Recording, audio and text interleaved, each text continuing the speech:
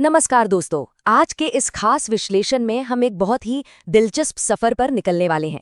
हम बात कर रहे हैं प्राचीन भारतीय साहित्य की उस क्लासिक कथा की, राजा विक्रम और बेताल की, जिसमें नैतिकता, मुश्किल फैसले और एक ऐसा सवाल है जो सच में दिमाग को घुमा दे।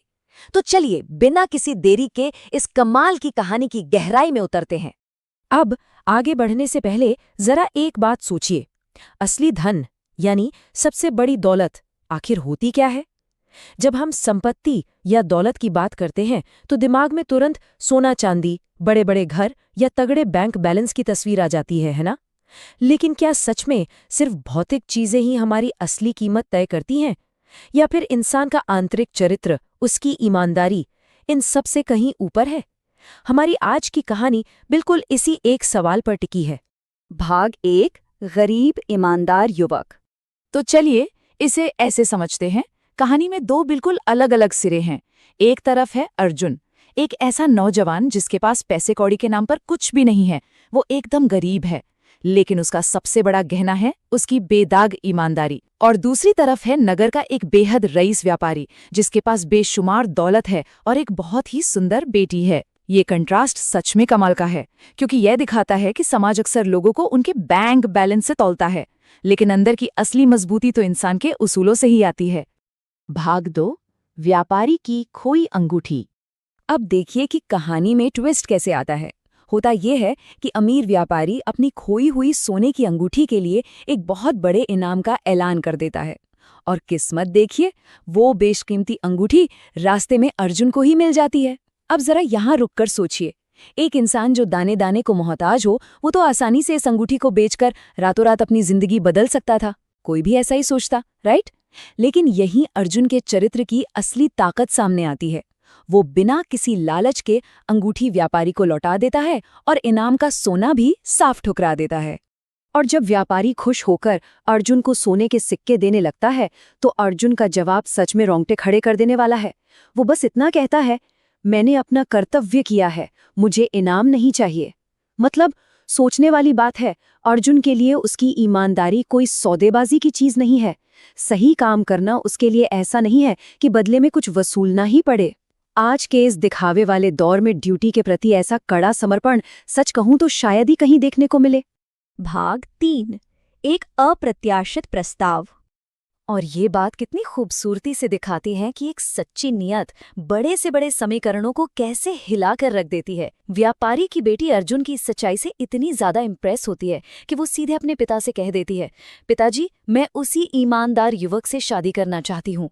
अब सोचिए उस पिता की हालत। एक बहुत बड़ी दुविधा है। एक रईस व्यापारी के लिए एक गरीब लेकिन सच्चे इंसान को अपना दामाद बनाना, ये तो समाज के नियमों के बिल्कुल ही खिलाफ था। इस एक फैसले में कहानी ने इमोशंस की एक नई ही परत खोल दी। भाग 4, बेताल का महान प्रश्न। और फिर एंट्री होती है बेताल की, अपनी उसी मशहूर रहस्यमयी हंसी के साथ। बेताल राजा विक्रम के सामने वो सवाल दागता है जो असल में हमारे आज के इस विश्लेषण का कोर है। बेताल पूछता है, राजा विक्रम, बताओ, इन सब में सबसे बड़ा धन क्या था? ये सवाल सिर्फ राजा के लिए नहीं है, बल्कि हम सब के लिए एक बहुत बड़ी चुनौती है। बेताल मुख्य रूप से 3 ऑप्शन देता है। पहला, व्यापारी का सोना, जो कि एकदम फिजिकल है, जिसे गिना जा सकता है और बाजार में जिसकी भारी कीमत है। दूसरा, अर्जुन की ईमानदारी, जो भले ही दिखाई ना दे, लेकिन उसी ने इस पूरी कहानी को जन्म दिया। और तीसरा, उस लड़की का विश्वास, जिसने पैसों से ऊपर उठकर एक इंसान के असली कैरेक्टर को चुना। अब हमें ये सोचना है कि लॉजिकली और फिलॉसफिकली इन तीनों में से सबसे ऊपर किसे रखा जाना चाहिए। भाग 5, सबसे बड़ा धन। अब राजा विक्रम तो राजा विक्रम ठहरे। उनका जवाब एकदम सटीक और गहराई से भरा था। उन्होंने साफ कहा कि सबसे बड़ा धन अर्जुन की ईमानदारी ही थी। उनका लॉजिक बहुत ही सॉलिड है। व्यापारी का सोना खर्च हो सकता है, चोरी हो सकता है, या आज नहीं तो कल खत्म हो सकता है। शारीरिक सुंदरता भी समय के साथ ढली जाती है, लेकिन इंसान का सच्चा चरित्र और उसकी ईमानदारी, ये एक ऐसी परमानेंट दौलत है जो कभी समय या हालात की मोहताज नहीं होती। यही वो इकलौती चीज है जो इंसान को हमेशा हमेशा के लिए महान बनाती है। विक्रम का ये एकदम परफेक्ट और ज्ञान से भरा जवाब सुनते ही बेताल हमेशा की तरह जोर से हंसता है। वो मान जाता है कि राजा का जवाब 100% सही है और बस शर्त के मुताबिक बेताल फिर से हवा में गायब होकर उसी पुराने पेड़ पर जा लटकता है। लेकिन राजा विक्रम का फोकस देखिए। बिना किसी डर या थकान के वो अंधेरी रात में बेताल को वापस लाने के लिए फिर से उसी दिशा में निकल पड़ते हैं। ये दिखाता है कि सच और ज्ञान की उनकी खोज कभी रुकने वाली नहीं है।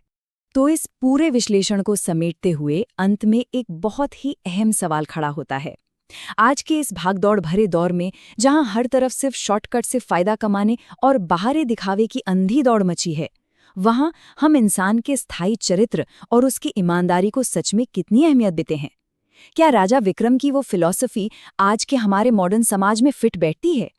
ये एक ऐसा सवाल है जो इस चर्चा के खत्म होने के बाद भी काफी देर तक दिमाग में गूंजता रहेगा। इस गहराई से भरे विश्लेषण में साथ जुड़ने के लिए आपका बहुत बहुत धन्यवाद। जल्द ही एक और ऐसे ही शानदार विषय के साथ फिर मुलाकात होगी।